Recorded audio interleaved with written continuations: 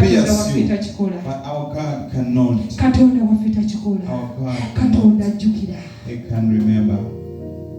He can remember. And once He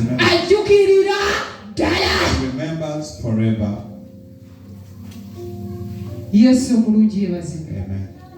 Hallelujah. Amen. The Lord will remember. You go and read in Genesis. Write these scriptures.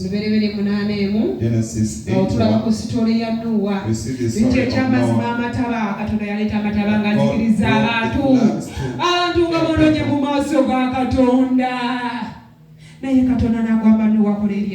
But God told Noah to make a boat. Wakati ng'amazzi gatumbira wakati nga bali mu bbanga mu lyato tewali wakwewata tewali wakola kyabafudde bafudde mwana wattu Katonda ye n'ajjukira Nuuwa n'abaki n'abaatu be. Katonda asobola okujjukira n'ajjukirirako famire yo n'ajjukirirako ekika kyo olwokuba omuntu atya wandibadde ogamba nti Mukama kimbeeko. You would also say, let it happen upon me. Ati Mukama nzijukire wano. Kati kambagerezeko kubanga nzagenda okubewa. Let me give you a sample. Kati Mukama nzijukire wano nampa zibirioni zesimanyi na kubalo bazibaziki. God remembers and gives me. Nazipanga nyingi. And gave me. Olowooza oyinza okujja okwokolako emitwalo 2 n'eŋŋaana. Can you come and you want 10,000? Kitegeeza nawe omukisa gukoze gutya. It means ate nyinza n'okala nti nkuwadde mu weekend. Lord from you. From me. Now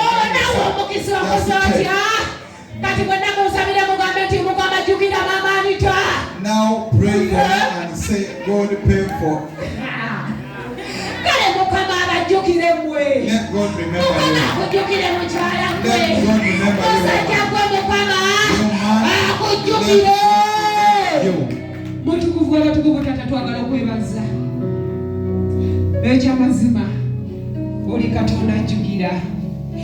Oli Katonda ajjukira Mukama wakati ng'abaana b'abantu twerabira ssebo abaana b'abantu mbala yaffe Mukama twojjukirira ddala kye nkusaba mukwano gwange taata ekibiina kiri wano mu maaso go Mukama abantu bonga bali wano Mukama ekyamazima ssebo leka obajjukire Mukama leka obajjukire mukwano gwange ssebo oli Katonda yajjukira Laakeeri wakati mu bisomozo ebingi wakati mu maziga mangi Mukama Yesu n'omujjukira mukwano gwange n'oddira byonna ebyali bimusomoza n'obizingazinga n'obiteeka mu ngalo ye Mukama kubeerekwa mukyala ne kubeerekwa musajja Mukama gw'ojjukira omoza ebibadde mu maaso ge ng'amba ebyo ebibadde bimuka by'amaziga ng'amba ebyo ebibadde bimusomoza amaka ge ng'amba ebyo ebibadde bimusomoza ku mirimu ng'amba ebyo ebibadde bimusomoza mu buweereza